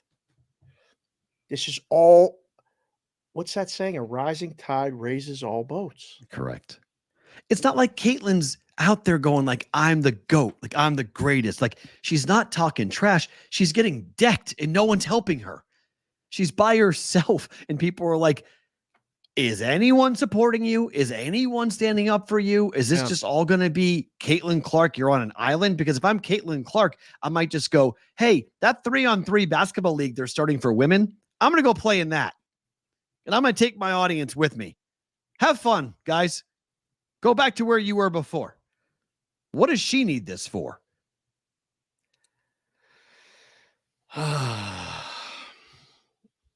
Listen, envy is terrible. Jealousy is they're tough emotions. And I think the older you get, sometimes you maybe get more resentful and more able to be susceptible to those sort of emotions. I don't like to see it from like, look, you came in at the same time. Accept the rivalry for what it is and just win. Like if in sports, you can just win and quell all of the conversations. You don't have, look at your thing, your tattoo. Mm-hmm. I think about that all the time when I see these quotes. Mm-hmm. Just because it's there doesn't mean you have to answer it. Someone puts a microphone in front of your face. You don't have to answer anything. And she can't talk. She can't talk. Left she unsaid. can't stop. She can't stop talking about Caitlyn. Every time she talks about Caitlyn, it's in a negative light. It's like she's trying to sell the world that she's not jealous, she's not petty, she's not catty. And every time she talks, she's exactly those things. Like every time she's on a mic, it's like, wow, you really are jealous. Like even when you're trying to point out something that a lot of people have pointed out, that there's been a lot of, I mean, someone in the chat said Sue Bird was amazing. There's been amazing women basketball players for a long time. Okay. And they all should be recognized and they all should be talked about. And when young girls watch Caitlin Clark for the first time, teach them the history, teach them about who came first. That's all great. But the WNBA is fumbling the bag right now. There's a lot of people that are getting really annoyed about all of these negative conversations around one player instead of just saying that Caitlin Clark is having a rookie season that by the numbers has been decent. It's not amazing, but it's not bad at all. And she's what, 12 games into her professional basketball career? Like she's like just barely scratching the surface. Like, so wow. Hearing the quotes for the first time with you reading them, my first thought is, does she really feel that way? Oh, yeah. Or is she being told that? No, she said these things in college. That's fine. Like this quote is fine. The second one you said. Yeah. Oh, no, someone's saying you should couch your comment because it softens your opinion. When you talk about the elders who came before, you're going to get the support of the old guard when you say that. So it's good to add this in. So when you say something as stupid as this about like, you guys better realize it's not just one person. Oh, okay. Is it you? Do we need to watch you? Why? Because why, Angel Reese? Are you I'm an LSU fan. Okay, fine. What if I'm a Washington, State fan? Why should I be watching Angel Reese? What do I care about you at college? You play in Chicago. What does it matter to me? Like, that's the problem that I'm running into with all of this is like Caitlin Clark was the greatest scorer in college basketball, men or women's history. So people are curious how she's going to do on the next level. That's a natural progression to see how somebody does really well in college. Caleb Williams was the #1 pick in the NFL draft coming out of USC, put up all types of records in Oklahoma and USC. People want to watch Caleb Williams play in the NFL. Let's see how he does. They're curious. Maybe they like him. Maybe they hate him. Maybe they like the fingernails. Maybe they don't. I don't know. But people are going to watch Caleb Williams and the Bears.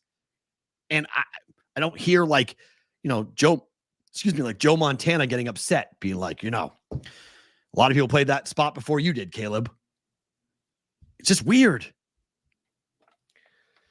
It's a natural evolution of an ascension very quickly into the spotlight, into improving. And we had a saying with the kids, there's no, I mean, you guys have heard it. There's no I in team, but there's no we and me. And you can't have me. You need we and all this other stuff. Like at some point, you have to understand, yes, you're competing against her, but it's elevating it all.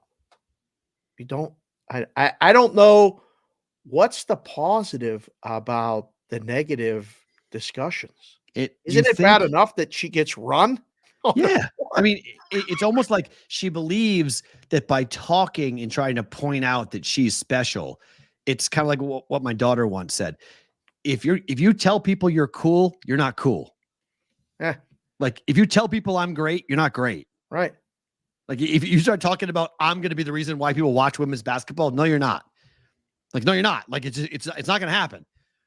People are going to forget you and you're just a player in the WNBA and you have a fashion line and you've crossed different, into different cultures, different people are watching and paying attention. That's great. But you're trying to get into the mainstream. You want real money, okay? You don't want the niche audience that WNBA has had for a very long time, okay? You don't want that. You want the mainstream. Right. To get into the mainstream, you need Caitlin Clark. Hitch yourself to the wagon and ride it till it's done. I don't get why. I said it yesterday, I don't understand what, and each player may be different, but there are numerous issues around Caitlin Clark that is weird to me. A couple guys in the chat brought some good comments here. Jimmy Jack said, the shine on this WNBA boom is going to wear off. I agreed. Keeps up. Quick. Brandon G in the chat says it's bully mentality, putting others down to try to bring yourself up. Fair.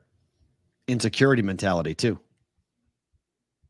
Yeah, it's like giving yourself a nickname. I agree to Juice. Yes. Right. We've talked about this. I used to tell the kids when they would tell me, Coach Dave, I'm the GOAT. And I'd go, you're the GOAT? But can you make that noise? Bah. She never did that. Don't do that again. And they'd be like, what are you doing, Coach Dave? I said, you're the GOAT. I want to hear the GOAT noise. That's it, Oh my God. You're a GOAT. You're a self-proclaimed GOAT. Really? I mean, somebody got to check you a little bit and say, look, go prove it on the field. Go prove it on the court. You don't got to tell nobody. I mean, we run into the same thing with the show. Right. It's like, you guys are doing what? Really? We don't need to tell anybody. We keep showing up. Right? How's the show? The show's good. It's true. Watch the show. What do you think of the show? I don't know. You tell me. You tell us. Watch the show. Right. Tell us, right? Right. Well, you guys should do this. You guys should do that. Blah, blah, blah, blah. Okay. Yeah, you do it. Yeah. All you do it. Two quick ones before Better to Book It. One, Yahoo pointed this out this morning. I thought it was awesome. And 50 years ago today, the Cleveland Indians took on the Texas Rangers in 10-cent beer night. In Cleveland. 25,000 fans showed up for 10-cent beer night. And they consumed 65,000 beers over 3 hours. Like Dixie cups? No, beers. 12-ounce cups. 12-ounce cups. Dear Lord. They threw back. It turned into a bloody riot. On it. During a scary ninth inning, Texas manager Billy Martin never wanted to back down from a fight, turned to his players in the dugout and told them to grab bats before leading a charge onto the field and into the mayhem. He told them to get bats. The Rangers got stormed by the fans, and they had to run back to their clubhouse with a win via forfeit, surviving hundreds of fans storming the field as the Indians were rallying. It was a big mistake to grab the bats to go after the fans. Could you imagine this happening today? No. Billy Martin's like, boys, grab the bats. We're going to war. No. No, I can't. No, it was a different time. 50 years ago, a lot of our audience was not even walking the earth. There was no, I mean, it's a long time ago. I was 50 years ago today. I remember hearing about this story. I've never Really? actually seen video. Yeah. I can only see pictures, and the pictures aren't really, I would have put it on the screen. The pictures aren't that interesting. It's mostly like Billy Martin with a bat walking on the field with the teammates, looking like something out of like West Side Story or something. You remember the movie Warriors? There was a gang that was a baseball team, and they carried bats. I forget what they were called. Guys in the chat, if you've seen that movie, put that what that gang was called. No, I can't imagine this happening today. That's a lot of beer. It's a lot of beer. It's only 2.5. I mean, it's only like 3 beers a person, but you know that kids were there. So like for an adult perspective, 25,000 fans. How many were adults? 18,000. Did you ever go to Cleveland Memorial Stadium? I did not. No. I went there one time. It was so cavernous. It was 80,000 seats. Ooh. That's where the Browns played. It's where the Indians played back in the day and all that other stuff. That had to be, I would have not gone on to the field for anything. Like if I was at the game, there's no chance. The Indian players had to run onto the field to protect the Rangers from their own fans. They surrounded them. When the Ranger players came onto the field with bats, all the fans surrounded them. So the Indian players had to come and help the Rangers get out with their lives because the fans were going to kill them. Now, see, there's a rabbit hole I'm going to go down later today. I'll be on Sports Grid later, but after that or before that, I'm going to have to look up to see if we have video of this because there's video for everything. Okay. This is unbelievable. 50 years ago, I'm going to say no. 50 years ago, I'm going to say there's no video. For a June game in Cleveland between them and the Texas Rangers, probably not. The still photos are pretty funny, but I did not see video anywhere. Holy crap.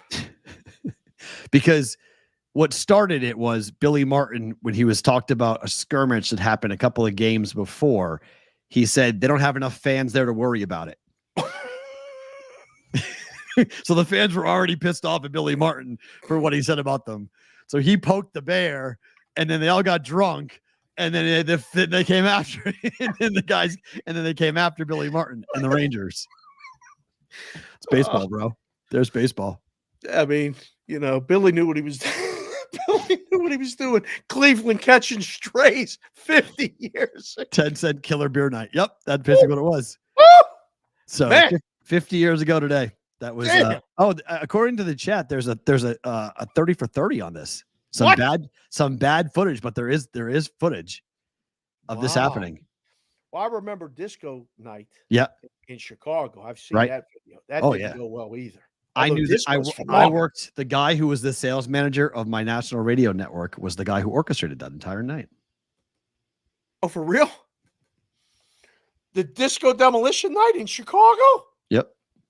Oh, we got to get the real story from that. That's he's told it 1,000, and I mean, that has to be a lifetime story forever, over and over and over again. Yeah, he was one of there were 3 people who orchestrated it. He was one of the people that orchestrated it. I love that. Yeah, it was his claim to fame. It's great. I mean, we can get him on if you really want it. We can do it if you really want to. It's not impossible. Okay. Whatever. I mean, it's between her or the Edmonton Oilers fan? Oh, I want her. Let's put her on. She's more fun. Anybody? I've heard the story too many times. Sorry. I haven't heard her story yet. I want her story. How big of a dare? What happened? What's your social media look like? Are you fired from your job? Who's your doctor? All those things. all those things. I want to know. Got me with that. Who's your doctor? I mean, my God. I mean, he must be he must be proud. Go show that off. It's tremendous. Stop. I don't know. Is she back? I'd have her drop the first puck. If it was the Oilers, I'd have her drop the puck. Opening face off in Edmonton for game 3. Have her drop the puck. She's a celebrity. The roof will blow off. Everybody would go nuts. It'd be amazing. It would be so much fun. If you guys are watching on Sports Grid, listening on Sirius XM, thank you for being here. We are going to be back coming up tomorrow, same place, same time. If you're live with us on YouTube and on Twitter, don't move. Are we starting at the same time tomorrow? Yeah. Okay. 9:30 meeting in the morning. 9:30. But yeah, we'll start We same time. should be fine. We should be fine. Same place, same time. Bonus time starts now.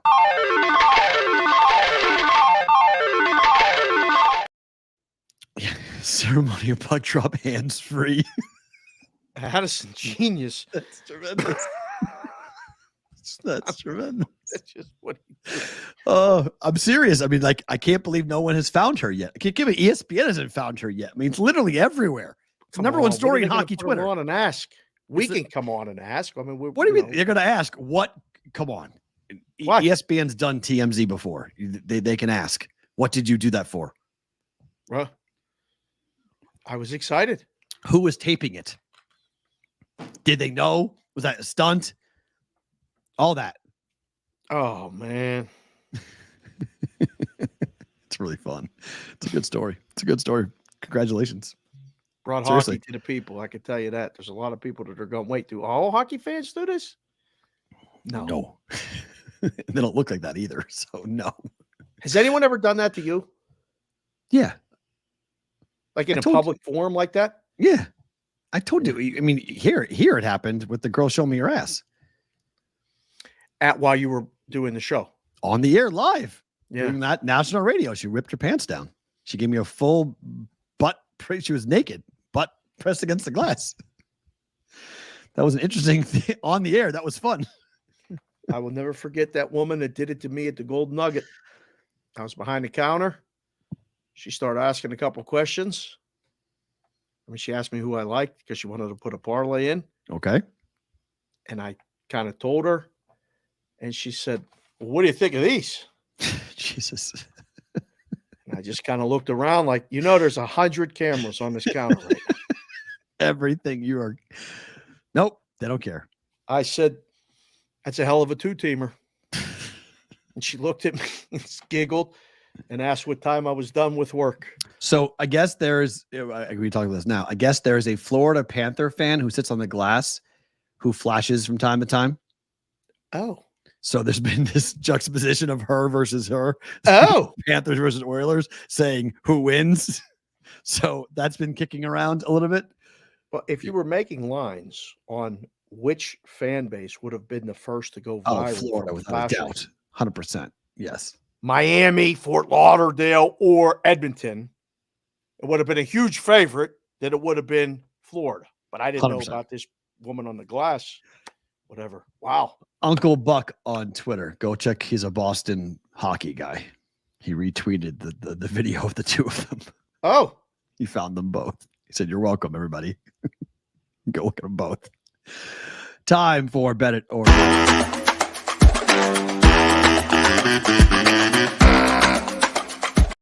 All right, cool down day for me yesterday. 0-2. Unfortunately, the Padres lose that game 2-1 to the Angels. So yep. And then tough loss. Rockies got fucking smoked. 13-3. Got crushed. So 2 bad bets yesterday. Let's go back to the well. Under 8.5 for the Royals here today. Lugo day for the Royals.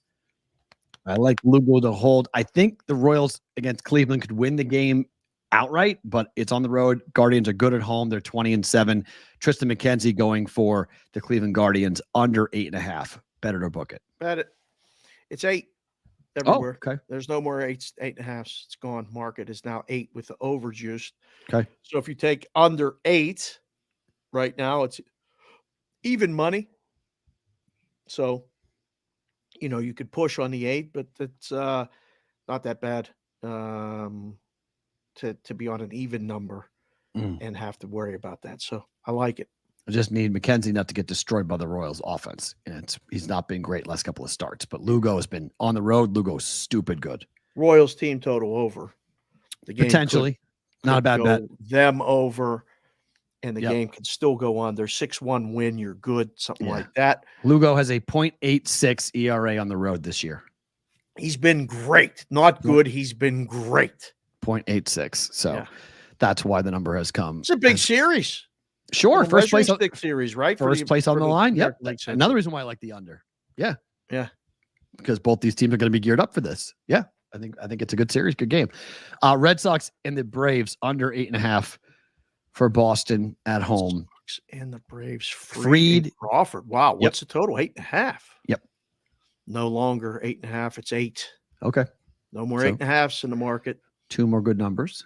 Now, again, before you guys come gotta at win. P-Roll and say you're betting numbers that don't exist, he does it the night before.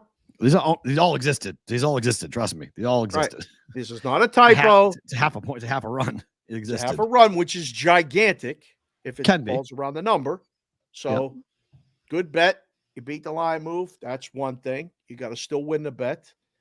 But I just looked at the pitching matchup. It's Fried and Crawford. Under sounds great. I like that one too. Bet it. And then Cubs on the run line, laying minus 134 against the White Sox. We're going. Why is this only 134? You ask me. I don't know. I couldn't figure out either. Well, because you wrote the wrong line. That's why. No, I didn't. Yes, you did. No. What? Oh, run line. Okay. What are you talking about?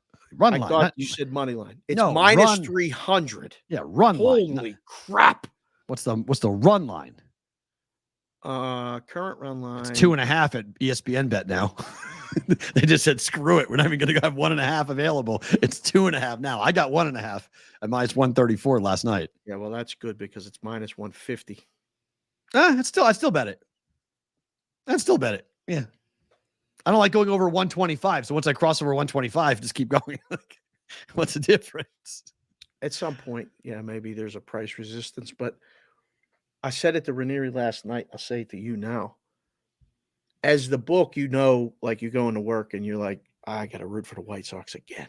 It's Like, this is Imanaga, who has a 1.2 ERA at home and an opposing batting average of 182. What in the world could you find a reason to not play this? Or play the other side? You don't have to play this, but in no world, unless you you're take the White forced Sox to work as a book and take all the the bets, Take the White Sox. are you going, give me the White Sox with flexing day? Let's keep it close, boys. I mean, 2.5 maybe, but Imanaga has been, from his game log perspective, he lost 2 of the last 3 starts and 1-0. So he hasn't been great on the run lines last 3 starts. But he started out 5-0, 8-1, 4-1, 5-3, 7-1. He was 5-0 on the run line. And these are bad teams. This is the worst team in baseball. He shut out the Rockies at home 5-0. He beat Miami 5-3 at home, beat the Dodgers 8-1 at home. Those are in April, but he's given up 9 earned runs in 30 1/3 innings worth of work over the last 5 starts. Tough spot for the White Sox. Tough spot for the White Sox. This is a very tough spot for them. Because the Cubs aren't playing great either. That's the problem. Yeah. The Cubs need to get right. This is a get right spot for the Cubs, and it's the perfect team to do it. They've lost 4 of 5, and they're 2 games under 500. They're 29-31 now. 9.5 is the total. They need to get going. Oh, I like under. They need Why, to, was the wind blowing out there today, or forecast to? I don't know. Why is his total 9.5? Because how many runs are the White Sox actually going to score? I guess that bullpen's horrific. Oh, Bullpen's really bad. It's really, really bad. So betting it, yes. Run line Cubs. There's no chance I want to book it. I had to book this stuff for years. No, I don't want to book it. I want to bet it. Yes. Favorite thing about today is what? Phone call this morning. Show tomorrow. Whale Watcher Wednesday. Very positive call. I can't wait to get that thing started. And the other favorite thing about today is there's a lot of things going on in people's lives that you don't know. Everybody's going through something. And, it's always good to reach out. And I reached out to a couple people yesterday and got some tremendous conversations and responses and different things. If you even think of somebody, just send them a text and just send them a text. And because the thought of that person is put in for a reason. It's the action. You have to take the action to then follow through on it. And I did yesterday. Heard from 2 people that I haven't heard from for a while. That was really good to hear from and learn some new things. So my favorite thing about today is the ability that we have with technology to reach people not just here on the show and in the chat. I'm talking about life and other people. Do that for somebody today. Be that person. Favorite thing about today. So I wasn't going to bring this up because I don't want to make any, I'm not trying to separate people. I don't want to make anybody in the brigade feel like we don't appreciate or we appreciate you more than others. But part of this phase 3 that I have to do is random acts of kindness and also these critical tasks, which essentially the critical tasks are a way of improving your business, improving your overall production as a worker. So what I set as one of my critical tasks is every day I'm going back to the beginning of our emails and I'm finding the brigade members who were the first ones to ever send us messages in. And so Bonvi got one yesterday and he was like, I sent that email to you like 3 years ago, dude. I was like, I know. I'm not trying to bring back old topics. I'm just trying to say thank you to you guys who were there at the beginning, the OGs. And I sent one to Ryan, and I want to read Ryan's response to what he wrote back. He said, Matt, love the show, all the content. Don't know. I don't know that I've missed an episode since the beginning. It's incredible. Since the beginning. We're approaching 600. I rarely get to join the show live with work and sleep schedule, but I love listening or watching the show while I work overnight. Sometimes I get busy and can't catch the show same day, but that's just a bonus for the following day. You and Dave have built something genuine, and the brigade knows how real the two of you are. You get people, myself included, through some really hard times by just talking and allowing people to come in and be a part of something real with zero judgment. From pushing the odds to the Daily Juice to BVB, I'm a listener for life. Keep doing what you're doing. Always forward, never straight. Ryan. So that was really, really cool. And so, I mean, I'm just saying you may get one. If you don't get one, don't feel like I'm not appreciative. I'm just grabbing really old emails and going through and sending you guys a note. And I want you guys to understand personally from us how we feel, but like, I'm not trying to bring back old topics. So Bondi was like, I don't want, this is really old. I was like, no. That's not why I'm emailing you. I'm not trying to bring it back. I just want you to know that you sent emails, in 2022, I have an email from you on our email address. And that's really cool because as we just learned, I said, thank you to Ryan. I don't know that name. I hadn't seen that name really, but that's because he watches it on overnights, but he watches the show. So that's really cool to see that to like someone who's been with us for a long time. Just to bring it all full circle, we met Ryan. We did with Dave's Daily Picks. We took the picture. Oh, that's that Ryan. That's that Ryan. Oh, yeah. Nice. Yeah. Good. Ryan just came to Vegas and got married not that long ago. Yeah. That's tremendous. Yeah. That's great. Again, it comes full circle. I mean, I was out talking to somebody about, our guy digging the hole out in the desert. Yeah. And they said, what? I said, yeah, we got a guy who came to meet us at Bet Bash when he said he was going to be there. And we said, oh, well, we'll be there that night. And he watches the show whenever he can, listens to the show. You can listen. There's a lot of people that just listen to the show. Fair. Which is fine. Oh, yeah. Like you're a part of it, whether you listen, whether you watch, whether you comment, whether you leave a comment. All we ask is hit the like button, hit the subscribe button, tell one other person about it as the show is growing. And like Ryan said it in his words, there's no judgment. Come in. There's going to be days you don't like it. There's going to be days you don't like me. There's going to be days you don't like Matt. Just like if the Celtics win the championship. It's going to be one of those days that the weeks that everybody's going to be going, man. Buckle up. Oh, buckle up. Bring your hard hat. Wear a helmet that day. Hold on. There's different connotations. Wear a helmet? Wear a helmet, yeah. Kind of helmet. A hard hat one. Like Big Business? Yeah. Like Cortez wears? What, he working? Yeah. One of those with a brim? Right. Yellow. Yeah. Those bright ones. It's a movement. We would like to say, though, it's a pretty good show. Thanks, Sonic. It is a pretty good show. Thanks, Sonic. We appreciate you, sir. We appreciate you, man. I appreciate that. I can't, again, the guys that have helped us and, between the website, WVBshow.com, Sonic and the work with the overlays and all this other stuff, people talking about getting us out there. It's going, man. It's going. It's June 4th. Right. It's June 4th. It's really, really cool.